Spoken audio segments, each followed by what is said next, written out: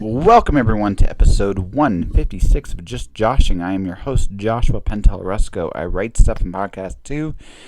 Well, weird week and a half it's been. I was gonna make this a more regular thing again.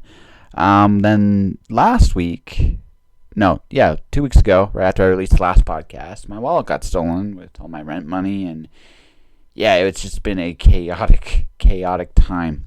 And it's unbelievable to me that what happened.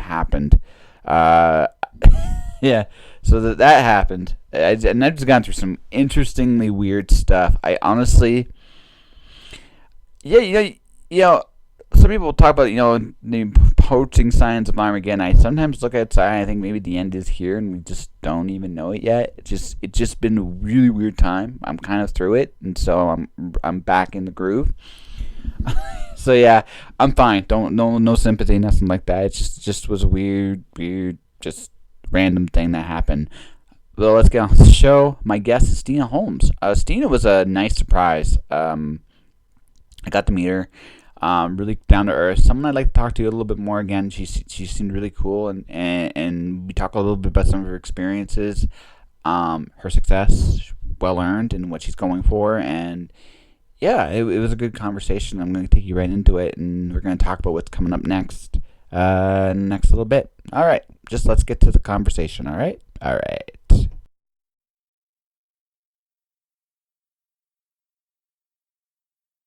I'm turning it on, all right. So if you have anything really incriminating you want to say. Don't say it. No, do say it. It's good.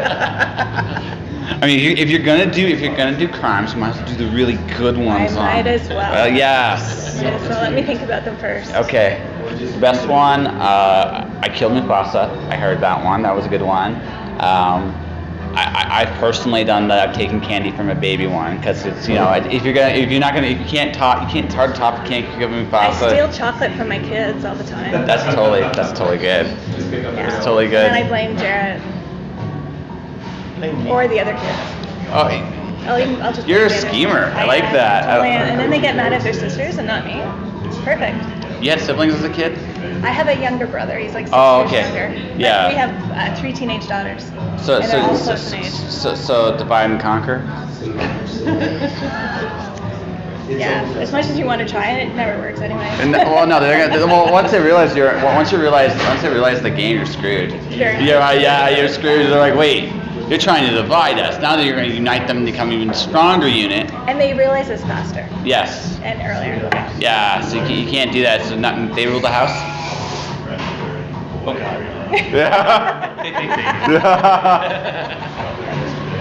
Fair enough. No, so how many? 3? We have 3 teenagers. Yeah, so 19, almost 18, and 15 girls.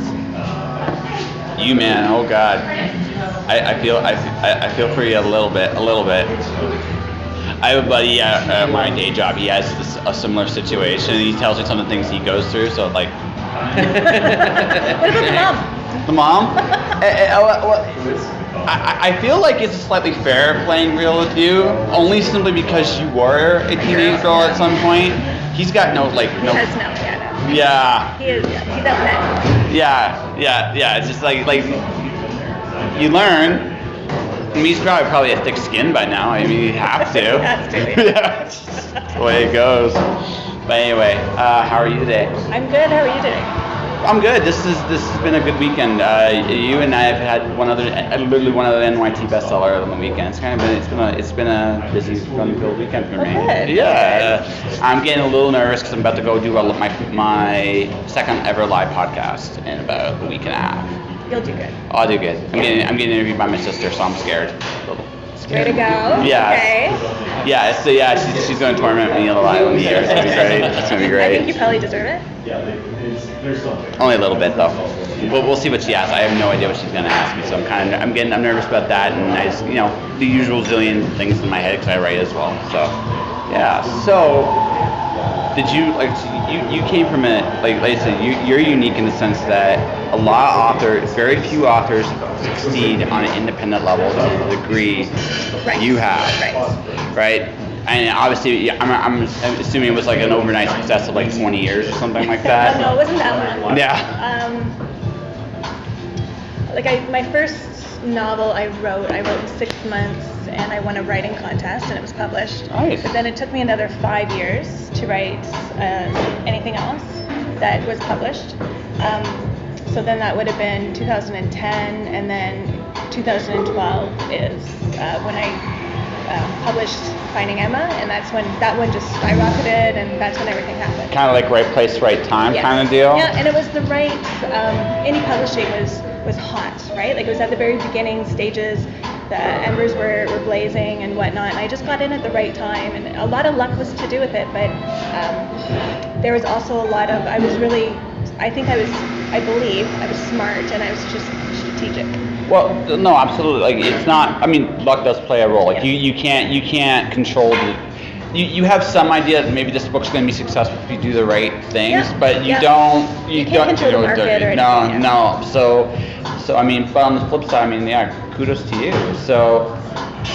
How long have you been, like, has this been like a lifelong kind of deal with you? Has this been like something like you stumbled into? I actually, when I was younger, I wanted to write, and I had written a few essays and put them in newspapers, and I ran like a nationwide contest.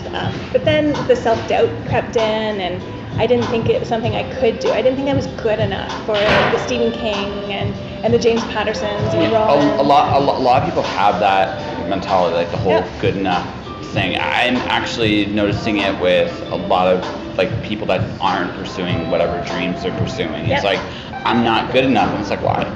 Exactly. Yeah, it's why. Like, why not you? Why can't you be that person? I mean, what's the difference between that person? The only real difference between that person and a successful person is that they tried. They tried, and they were willing to put themselves out. Yeah.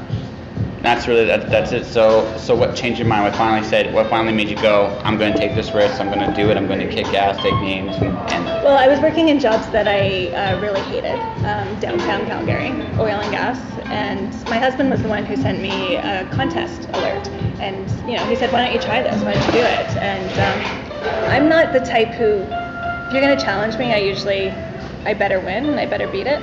So I took his challenge, and I had no idea what I was doing. And looking back, it is the worst book I have ever written. I had like commas outside of the quotation marks. I knew nothing. It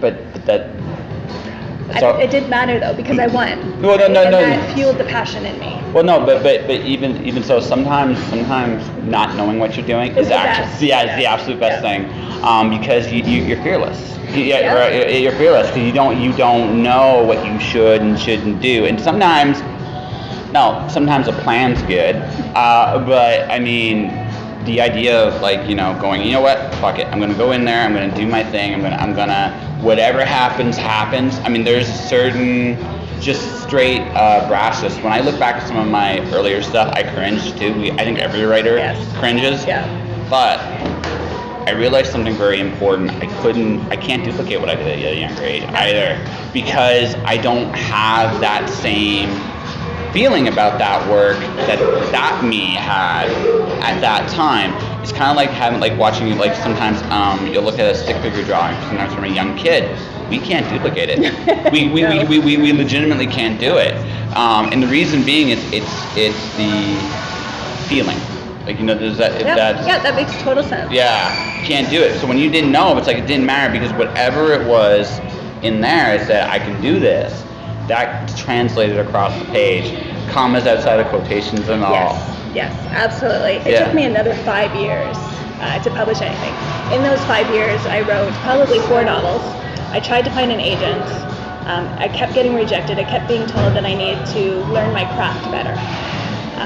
And so I did that. I took courses. I found people to help me, critique groups and whatnot. And then I gave myself a deadline.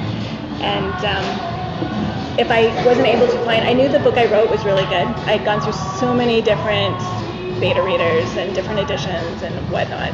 And I knew it was really good. And if I couldn't find an agent, then I just gave myself a deadline, and that's when I was going to self-publish it. One of the best decisions I'd ever made, but it was also very scary. Oh yeah, you don't know. Again, same thing. You don't know. But again, sometimes that's the magic, really. Sometimes especially that first time. Yeah. So finding Emma that book. Yes. Yeah. Before that, I'd written a bunch of romance, erotic romance, steamy stuff. and I published it with an e-publisher, really small. Yeah. But I learned about the market, and I learned how to start marketing myself. Yeah. And what I needed to do. So those were good steps to take. Yeah, and you figured out who you are as a creator. Yes. Which is a really important thing. A lot of authors, when they do something, sometimes they have a clear idea. It's like, I just want to do this and I want to do that. But most people are kind of like stumble in the dark for like the first 5. It can be forever sometimes. Forever, yeah. Sometimes, but then you're like, okay, I'm comfortable with this, and I'm comfortable with that. Now, I am not familiar with Finding Emma, unfortunately. That's okay. That's yes. all right. Yes. So, what genre? It's women's fiction. Yes. Yeah, and it was a story about a mother trying to find her missing daughter who had been kidnapped at the age of 2. That sounds like. It was a very it was a different story for the market.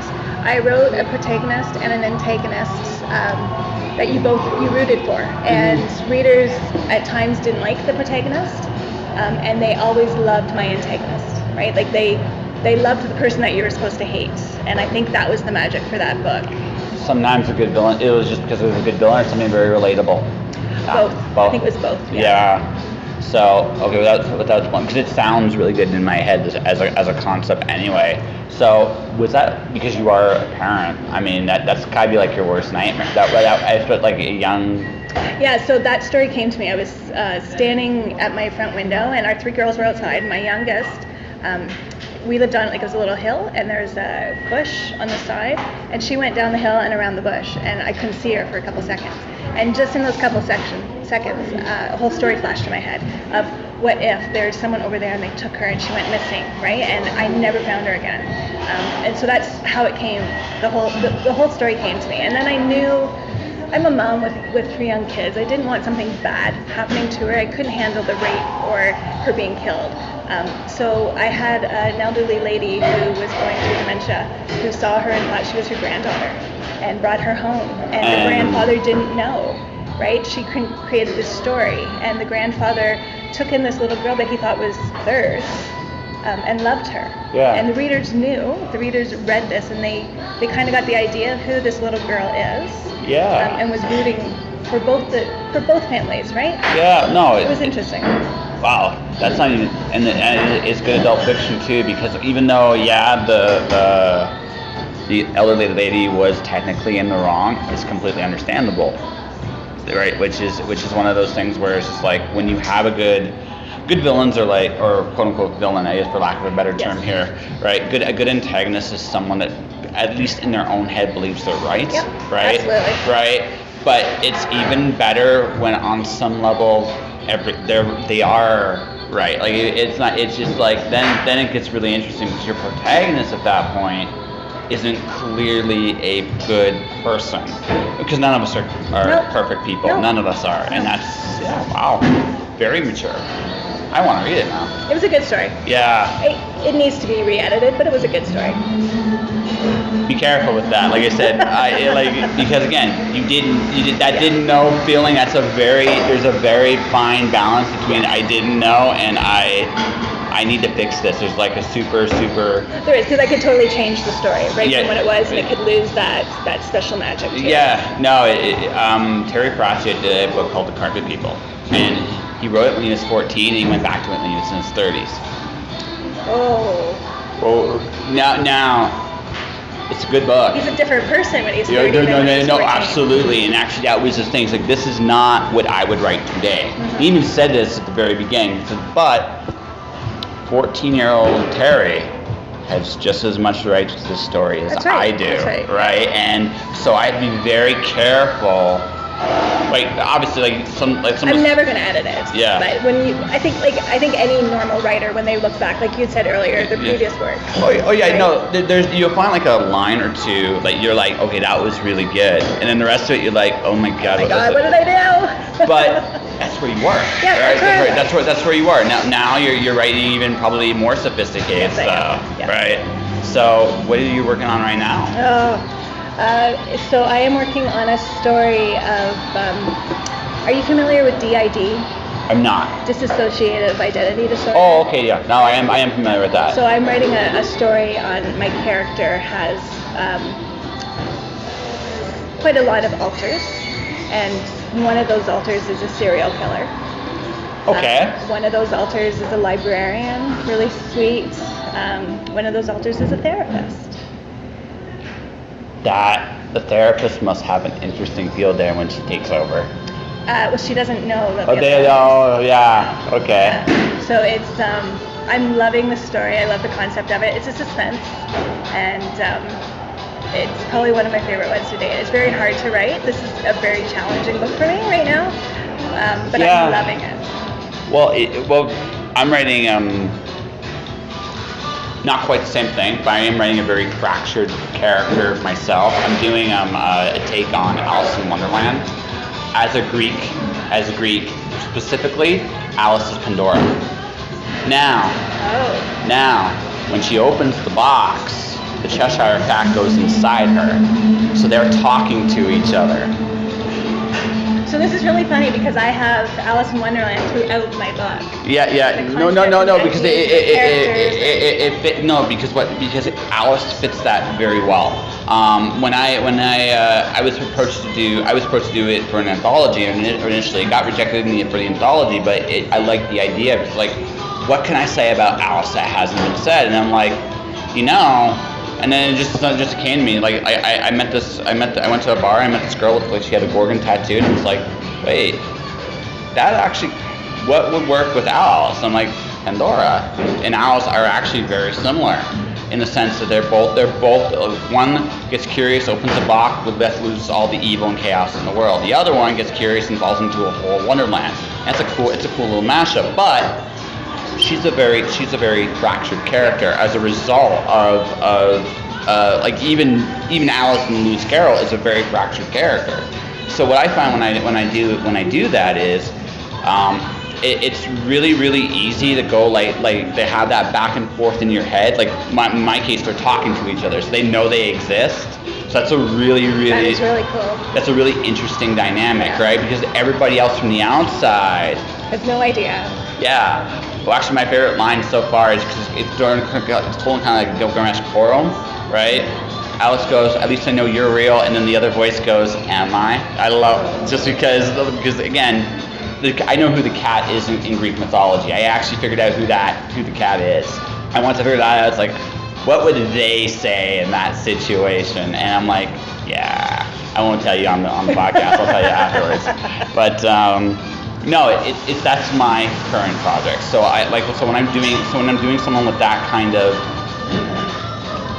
disability, I guess is the right word, right? I recognize the fact that literally you have two, or in your case, 4, it sounds like, very distinct characters in the same person. So what you have to do is you've got to find like a common thread. I've read some DID books in the past, and there's usually one personality that kind of is like the dominant, overarching personality, and then everything else is either a result of a trauma or a tragedy, or both, right, or multiple, or whatever the case may be, has created these personalities to cope with certain situations because they've been what that coping mechanism was destroyed somehow, some way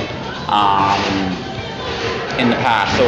So it's a really interesting balance of having a separate yet whole at the same time. It's almost like it's writing about a puddle of water. How many drops are in the water? Yeah. Right. Yeah. That's why it's challenging. Yeah. I love the challenge. Yeah. And it's probably one of my favorite stories. So I get the impression from you, based on just the fact I've only met you for about 10 minutes, that you're one of those people that's like, I bet I can do this on like everything. Yes. Yeah. Seeing if he would smile. Yeah. I don't even think he's listening. Sorry, I was replying to your email. No, it's all good. No, it sounds like you just seem like the kind of person that has like these big kind of goals, and you're like, why can't I do it? Yeah. Yeah, exactly. I don't think there's anything wrong with dreaming big. No. Right? And I think we all should. I think sometimes we get in the rut where we dream big and then we don't realize the steps that it takes to get to reach our dreams. I don't ever want to be stuck, right? I don't ever want to be that kind of person who I wish I was like this, but I'm stuck in this place and I don't do anything to get myself there. Well, even if you don't end up exactly where you envision yourself going, although I find that the mind does have a very powerful tendency to shape your reality given that, but even so, sometimes it doesn't always work according to plan. But, no, but as long as you're challenging yourself, as long as you're taking the steps to better yourself, to get out of whatever rut you're in, right? And that's my goal. No, absolutely. Although you don't feel like the kind of person that's really in a rut. I've been in a rut, and I don't ever want to go back. Yeah. No. Was it fear? Like you talk about good enough, or was it comfort with familiarity? No, it was a fear and disbelief in myself. I didn't believe in myself enough. Huh. I didn't think I was worthy. I didn't think I could do it. I thought I was in this box. And that's all I could do, and that's all I was good for. And so I had to break that box, and I had to believe in myself, and no one else can do it but you, right? No, but it doesn't matter how many people believe in you. If you don't believe in yourself, you're not going to get anywhere. Well, if you don't, it's like asking for help. If you don't ask for help, no one can help you. Yep, exactly. And if you do ask for help, everyone, like you can help yourself. It's a very interesting dynamic there. Yeah. So, if you don't mind my asking, like, are you like from Calgary initially, or were you like I'm just curious where that kind of box would come from? No, I'm from Ontario. Whereabouts? I grew up in Kincardine. Okay. So on Lake Huron. Yeah, north, like near Owen Sound or past that? Yes, it's just south of Owen Sound. Okay. I'm an Ontario guy myself. Oh, perfect. Where are you from? A little bit of everywhere, but I live mostly in southwestern Ontario, London, Windsor kind of area. So I've been up there. Lots of family in London area. Yeah. We're all over, but yeah, I miss Ontario. I do and I don't. Yeah, well, yeah. I do and I don't. I miss my family. Yeah. I miss my family. I go back to Ontario though from time to time. It's like, why am I don't fit there anymore. Oh, okay. Right. It will just. Is this your home? Yeah. This has become my home. It snuck up on me that way, right? Yeah. It snuck up on me. I like going back to see my family. I like going back. I love doing that. But for me personally, it got to the point where it's just like, I've been pursuing my dreams for a long, long time. And I've gone across 2 different countries and all kinds of stuff just to make my own stuff happen. Good for you. Yeah. So for me, it's just like that was where I started, and I will always love that place because that's where I started. But I'm not there anymore. Yeah. I'm here now. I don't know if I'll be here forever. Right. One thing I've learned in this life is change is the universal constant. Yes. Right, so I might end up. Who knows where I might end up? I'm going to live long enough, possibly to see us go to the moon. I might end up. You never know. Exactly. Yeah. Exactly. So I keep those options open, but I could see myself going back for family reasons for a short term kind of deal at this point, but I don't like. There's nothing for me personally long term. I get that same impression. Like you could probably go back and visit. I'm not sure you could live there anymore. My goal would be every time I go back to Ontario, I miss it. Yeah. And I think, I miss here. Mm-hmm. But I miss spring, I miss summer, I miss fall. So I would love to. I miss fall. Yes, I miss fall especially. Yeah. So I would love to move back and have a fair weather home there, and then during the winter, I would love to travel because I'm a travelholic, and I would love. I love going to Europe, and I love Hawaii, and I love anywhere in the States. Like I just love to travel and experience new cultures and see new things and stuff. So I would love to do that during the cold seasons. Yeah. So I get this. So you'd be like, I feel your business is somewhat is here. So maybe you'd still be here somewhat, but you'd be in Ontario most of the time, here some of the time, and somewhere else the rest of the time. I will be all over the place. Yeah. What I love about new cultures are 2 things: the food. And this is going to sound really terrible, learning how to swear in other cultures. No, because that tells you an awful lot about a culture, because what is profane to a culture will tell you what tells you a lot about, like for example, like Arabic cultures. You can insult their mother all you want. Don't insult the sister. Really? Really. Don't insult the sister, right? Vietnam, you can be very careful about saying anything about being crazy or being like loony, like that's a bigger taboo there, right? So every culture is a little different what actually bothers them. Some things are universal across the board, but there's some really neat stuff like that way. Also though, but it's also like when you really sit there and you break it down, you realize that it doesn't matter where you go and who people are. Everyone's pretty much the same, right? Everybody wants to be happy. Everybody wants to be around people they love, and that's not. I don't think there is a single person that doesn't have that on some level. Very true. Right? Yeah. And so if you can recognize that and you're open to learning, you can live a very, very full and rich, just discovering things all the time. Yeah. You gonna do travel books someday? Well, I've written travel fiction. Yeah. I have a travel blog. I don't know if I'll ever do like a travel book. Maybe with pictures or something. I would love to. Well, to if you travel as much, I'm sure you've got some good travel stories. I'm sure I you do. Yeah, you write about those. Well, I do add them into my books when I can. Like Saving Abby and Abby's Journey are my travel experiences that I've had, and I put some of those into the book. Okay. And they were fun. Yeah. Well, no, because those are the best stories. Like some of the best. Those are some of the best. Like going here, seeing something that's like one of a kind, and it's like wow, like that's. One of my favorite stories, and I added this at the very beginning of Saving Abby. I was on a cruise ship in the Mediterranean, and I was at dinner, and I had this lady sit beside me, and she's an older lady, and beautiful gray hair, and it was long, and she had an Australian accent, and she leans over to me and she says, "Would you like to see my babies?" And I'm okay. I would love to see your babies. I'm thinking maybe grandbabies. And she pulls out a photo book, and she starts showing me, and they're tigers and lions. That's awesome. Cubs. Yeah. And she tells me that she has a reserve in Australia where she rescues these That's cubs. really cool. And it was amazing. Yeah. Like, it was just, her story was so amazing. And being able to listen to people and listen to their stories, that's what I love most about traveling. Yeah, that's why I do the podcast. I get to talk to I get to interview amazing people that do amazing things, and they get to tell me some of the bit of their story. Right. Yeah. Right. So, what's next for you? Like, what's the next book coming out? So I have a book coming out April 1st. Okay. And it's called The Forgotten Ones, and it's a suspense.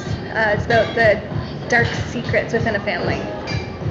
That can be devastating. Yeah, it is. It is devastating. She says with an evil grin on her face.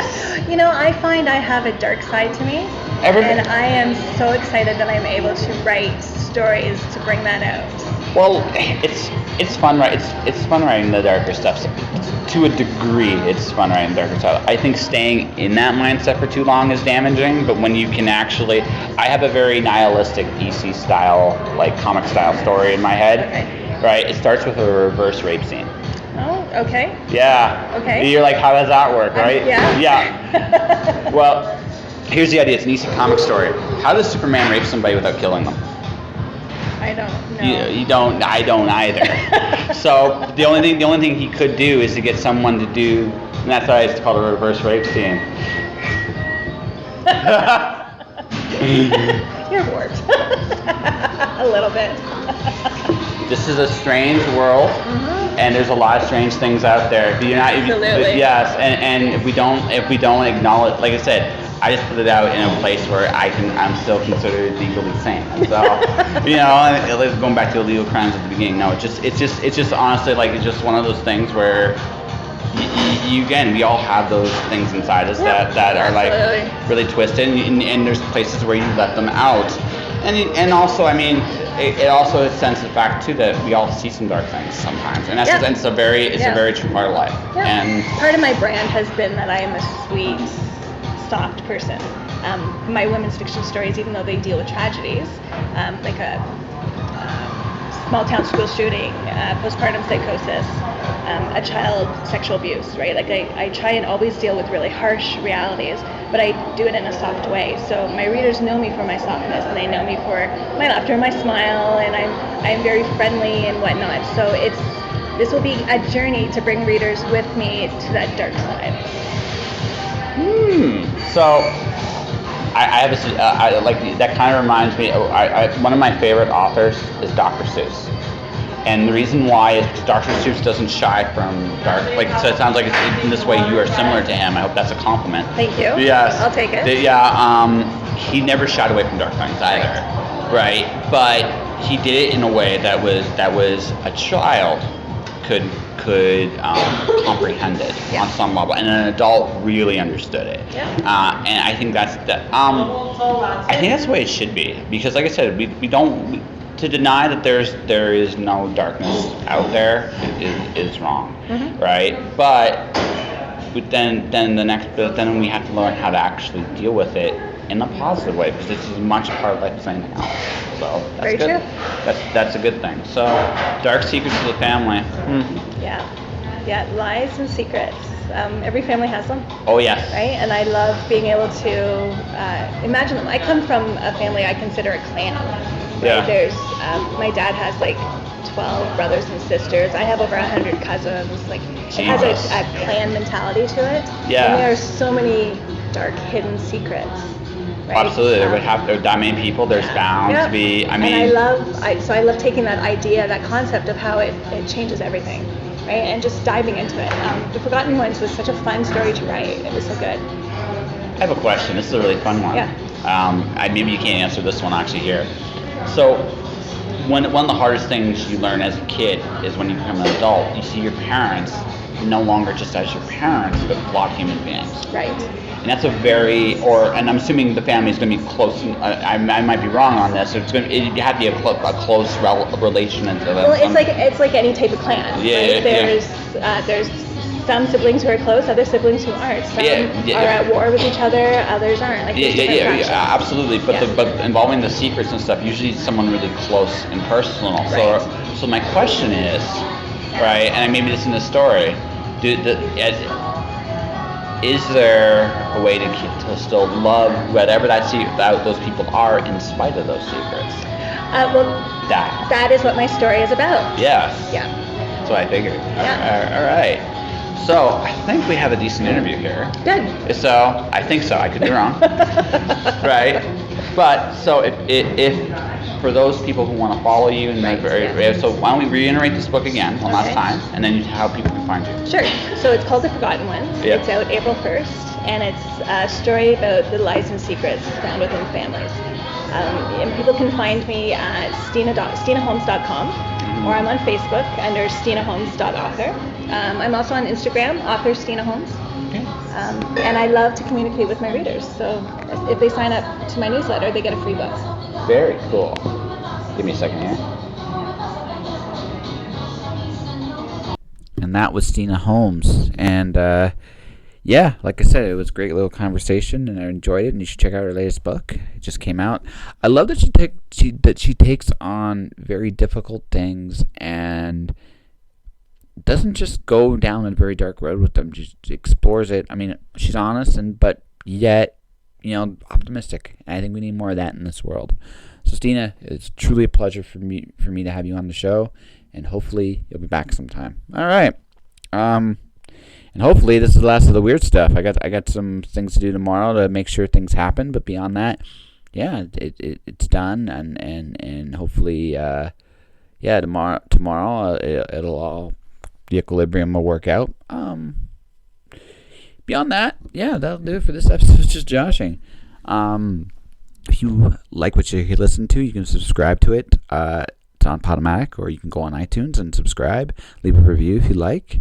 I'm on YouTube as well. My channel is Joshua Pantelleresco. You can listen to past episodes there. More will go up, I solemnly swear, as soon as this is done.